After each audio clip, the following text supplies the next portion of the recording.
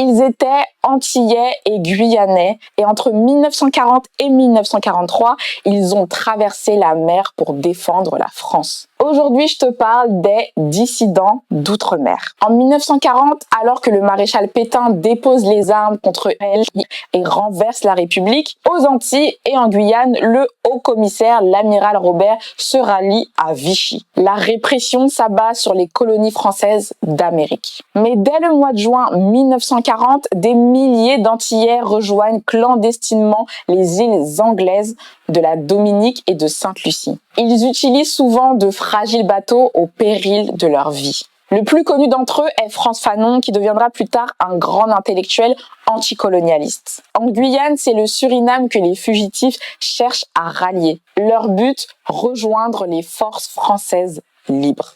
Appelés les dissidents, ils perpétuent une tradition de rébellion par l'évasion qui les relie aux nègres marrons du temps de l'esclavage. Formés militairement aux États-Unis, ils sont rassemblés en Afrique du Nord dans les bataillons de marche antillais numéro 1 et numéro 5. Ils participent ensuite à la libération de la France, notamment lors du débarquement de Provence et dans les combats autour de la poche de Royan.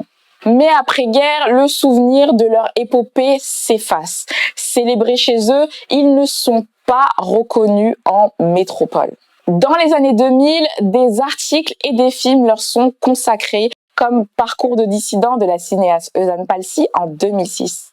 Mais il faudra attendre encore 2009 pour qu'une cérémonie présidée par le président de la République leur soit consacrée à Fort-de-France. Et 2017 pour que leur rôle dans le débarquement de Provence soit enfin mentionné au Mémorial national du Mont Faron à Toulon. Les dissidents sont aujourd'hui enfin entrés dans la mémoire nationale. Merci d'avoir suivi cette vidéo jusqu'au bout. Si tu as aimé cette vidéo, n'hésite pas à la commenter, à t'abonner et à partager. Et on se dit bien évidemment à très bientôt dans une prochaine vidéo.